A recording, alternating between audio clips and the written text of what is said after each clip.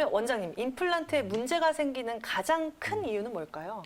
예, 뭐 네. 아까 저희가 치주염이라고 치주염. 이미 설명을 드렸는데요. 임플란트도 역시 가장 중요한 원인은 세균입니다. 세균이요. 예, 결국 세균이 이 임플란트 주위에 자라게 되면 문제를 만들게 되는데요. 네. 가장 중요한 것은 이런 세균들이 임플란트 주위의 표면에 달라붙어서 또 똑같이 치아처럼 치태를 만들고 또 그것이 세균의 수가 늘어나게 되면 네. 세포 독성이 세균의 독성이 만들어지게 되고 그게 이 임플란트 안쪽으로 타고 들어가면서 결국 임플란트 주위에 또 잇몸뼈를 파괴하게 되는데요.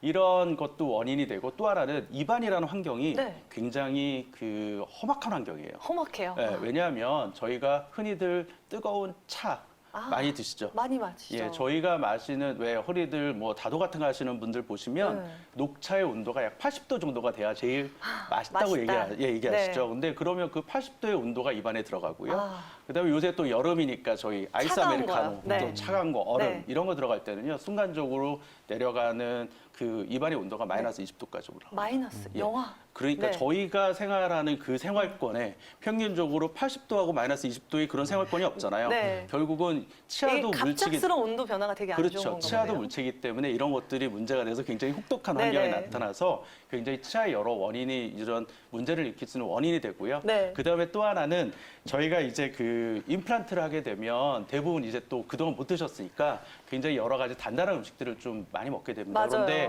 이 순간적으로 가해지는 교합력이라고 저희가 얘기하는데요. 흔히들 그 소나구의 힘의 10배, 그다음에 또 하나는 저희가 씹는 힘이 저희가 흔히들 치과에서도 또 이런 표현을 많이 쓰는데요. 쌀새가 많이. 순간적으로 가해지는 좁은 면적에 굉장히 많은 힘이 가해지게 됩니다. 그러면 이런 임플란트, 저희가 아무리 잘해놔도 네. 이런 임플란트들이 문제가 생길 수 있는데요. 어떤 문제가 생기는지는 저희가 또 표를 보면서 한번 설명을 드리도록 하겠습니다. 네, 임플란트에서 발생할 임플란트 수 주위에 있는 아까 설명하셨듯이 네. 임플란트 주위에 이제 그 염증이 생긴다고 설명을 드렸잖아요. 치주염처럼. 그래서 임플란트 주위에 발생하는 문제들은 임플란트 주위 조직의 임플란트 점막염, 그다음에 임플란트 주위염, 네. 그다음에 또 임플란트가 또 이렇게 심해지면 결국 임플란트를 상실하게 되죠. 그다음에 또 하나는 임플란트는 어떤 기계 같은 그런 구조가 되기 때문에 이런 보철물들이 파절하거나 또한 오래 쓰게 되면 나사가 풀리거나 아니면 나사 구멍에 뭐 충전물이 탈락하거나 여러 가지 문제들이 생길 수가 있는데요. 이런 것들 때문에 이제 이런 문제들이 생길 수 있는데 이런 문제들을 해결하지 않으면 결국은 더 큰 문제가 되고요. 결국은 임플란트가 갈라지는 또 그런 큰 일까지 생길 수가 있습니다. 네. 이제 임플란트에서 발생할 수 있는 문제에 대해서 설명해 주셨는데 네. 저희가 앞서서 이제 치주 질환에 대해서 알아봤잖아요. 근데 이제 치주 질환을 잘못 방치할 경우에는 이가 흔들려서 빠질 수도 빠질 수 있다. 임플란트도 마찬가지일 것 네. 같아요. 그래서 임플란트에 있어서도 가장 흔하게 발생할 수 있는 임플란트 주위염에 대해서 한번 구체적으로 알아보도록 하겠습니다. 네, 이게 뭐 주위에 염증이 나는 건가요, 원장님? 예, 아까 설명 풍치라고 이미 풍치. 치주병이라고 저희가 아까 설명을 드렸던 것처럼요. 네. 임플란트도 어떻게 생각하면 임플란트 주위에 주위염이라고 부르지만 임플란트가 이제 염증이 생겨서 임플란트 주위염이라고 그렇게 저희가 부를 수가 있습니다. 네. 그런데 임플란트에 이렇게 염증이 생기는 원인은요. 임플란트가 자연 치아보다도 훨씬 더 약해요. 왜냐하면 일반적인 저희 치아는 네. 치주인대라는 그런 조직으로 잇몸 조직이 치아에 직접 붙어 있습니다. 그런데 임플란트는 네. 그 부분이 열려 있어요. 그래서 저희가 바람을 임플란트 주위에 불게 되면 네. 잇몸이 이렇게 살짝 벌어집니다. 그럼 그 안으로 좀 더 세균이나 음식물 찌꺼기 같은 게 쉽게 들어가기 들어갈 수가 쉽겠네요. 있어요. 그리고 그것이 잇몸 뼈까지 직접 닿을 수가 있어서 결국은 임플란트는 자연 치아보다도 훨씬 더 아까 혹독한 구강 환경이라고 얘기했고 네. 세균도 더 많다고 얘기하는데 그런 환경에서 굉장히 많은 문제를 일으킬 수 있는 환경을 가지고 있습니다. 그래서 그런 것들이 이제 저희가 적절하게 하지 않는다 그러면 결국 임플란트는 큰 문제를 만들 수가 있는데요. 임플란트 주위염이라고 아까 말씀하셨던 대로 그런 염증 질환을 만들어서 치주염과 같이 임플란트 주위의 뼈를 녹이게 되고 또 이 녹인 게 결국은 안에 세균이나 이런 게 더 잘 살 수 있는 환경을 만들게 되고 네. 뼈는 자꾸 녹아져 내려가고 임플란트는 결국 나중에는 흔들리게 되는 그런 환경을 만들게 되는데요. 이 임플란트도 저희가 아까 치주염하고 치은염하고 나눈 것처럼 이제 질환을 나눠 구분할 수가 있는데요. 그거에 대해서 다시 한번 사진을 보면서 설명을 좀 드리도록 하겠습니다. 그래서 임플란트 같은 경우는요. 네. 임플란트 점막염, 아까는 치은염이라고 불렀잖아요. 그래서 임플란트 점막염하고 그다음에 또 하나는 임플란트 주위염이라고 주위염. 부를 수가 있겠습니다. 네. 그래서 임플란트 점막염은요, 지금 사진에서 왼쪽에 보시는 것처럼 임플란트 주위에 그냥 잇몸 주위가 염증이 생긴 거예요. 아까 치은염하고 비슷합니다. 그래서 이런 경우에는 이제 특별히 밑에 치조골까지 영향을 미치지 않으면서 이제 주위만 염증이 있기 때문에 네. 이런 경우에는 저희가 간단하게 아까 잇몸 치은염이나 이런 걸 치료했던 것처럼 청소하고 소독하고 그다음에 약 먹는 걸로 충분히 치료가 가능하고요. 그렇지만 오른쪽에 보시는 것처럼 임플란트 주위염을 보실 수가 있는데요. 이런 경우에는 임플란트 주위에 염증이 심해져서 임플란트 주위의 잇몸뼈가 파괴되는 그런 양상을 나타나게 됩니다. 그래서 저희가 굉장히 이런 것들을 예방하는 게 굉장히 중요하고요. 맞아요. 그다음에 임플란트 주위염에 대해서 또 저희가 사진을 보면서 설명을 좀 드릴 건데요.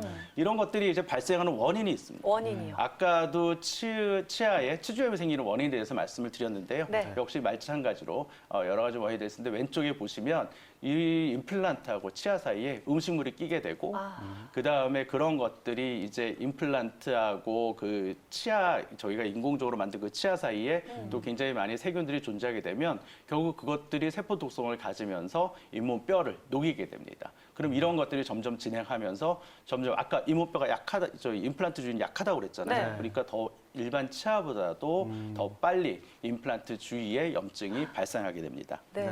이렇게 임플란트라는 게 네. 자연 치아하고 유사해 보이지만 네. 하지만 더 이제 취약하기 때문에 맞아요. 보다 더 이제 세밀한 관리가 필요하다고 할 수 있겠습니다. 네. 그렇다고 하면 이렇게 임플란트 주위염이 발생했을 때 임플란트 주위염을 악화시키는 어떤 요인들이 있을까 악화시키는. 궁금합니다. 네. 예, 저희가 아까 설명드렸듯이 이제 임플란트 주위에 저희가 염증이 생기는 이유에 대해서 이미 아까 이미 임플란트 주위의 네. 환경은 굉장히 약하다고 약하다. 설명을 드렸는데요. 네. 저희가 아까 설명드렸듯이 제일 많이 일으키는 게 이제 임플란트를 우리가 막상 하면 얘는 다 될 거야. 그러면서 굉장히 단단한 음식을 또 많이 드시게 되는데 이런 네. 많은 센 교합력 이런 것들이 문제가 많을 수가 있고요. 또 하나는 당뇨나 고혈압이나 이런 게 있으신 분들은 이제 전신적으로 면역이나 이런 게 많이 약해지고 또 하나는 세균에 굉장히 약해지는 그런 영향을 미치게 됩니다. 그래서 결국은 임플란트 주위가 약해지게 되는데요. 그다음에 또 하나는 저희가 요새는 최근에 그래도 많이 흡연하는 분들이 많이 줄어들긴 했지만 네. 이 흡연을 하게 되면은요, 이 니코틴이 잇몸을 형성하는 그 콜라겐을 만든다던가 아니면 잇몸이 상처가 났을 때 아문다던가 이런 것들이 일반적인 건강한 사람보다도 약 2배 정도 이 아무는 시간이 더 걸린다고 합니다. 네. 그러니까 이런 여러 가지 담배를 핀다든가 그런 것들이 결국은 임플란트에 나쁜 더 심화하는 그런 네. 것들이 되게 되고요. 그다음에 또 하나는 아까 설명드렸듯이 보철물이나 이런 것들이 파절되거나 아니면 문제가 생겼는데 이런 걸 해결하지 않고 계속적으로 나누게 된다 그러면 이제 문제가 생길 수 있겠죠. 한번 자료 한번 보면서 다시 한번 정리를 해볼까요? 네.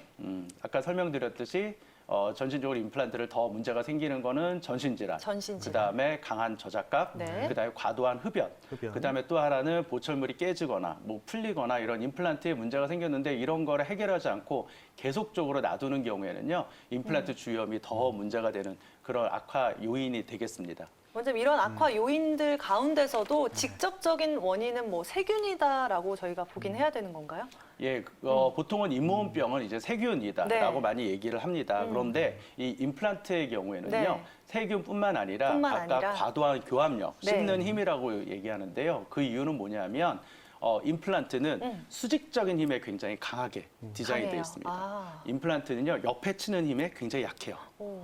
왜냐하면 임플란트는 아래쪽하고 뼈가 잡아주는 그 뼈랑 직접적으로 붙기 때문에 네네. 이 충격을 흡수할 수 있는 치주인대라는 그런 조직들이 없어요. 그러다 보니까 결국은 저희가 대부분 치아를 임플란트를 하게 되면 네. 그 수직으로 힘을 받을 수 있도록 디자인하게 되는데요. 저희가 아까 교합력이라고 얘기했는데 네. 치아를 옆으로 간다든가 너무 딱딱한 걸 먹는다든가 이러면 저희가 아래 위로 씹는다기보다는 옆으로 가는 힘이 굉장히 많이 그렇죠. 발생되거든요. 네. 그러면 결국은 이 임플란트에 무리한 힘이 가해져서 이 임플란트를 받치고 있는 치조골이 그거의 힘을 견디지 못해가지고 결국 녹게 되는 그런 원인으로 하나의 작용합니다. 그래서 임플란트 같은 경우는요, 저희가 세균, 그 다음에 심한 교합압, 네. 이 두 가지로 이제 임플란트 치주염을 만드는 그런 원인으로 생각할 수가 있겠습니다.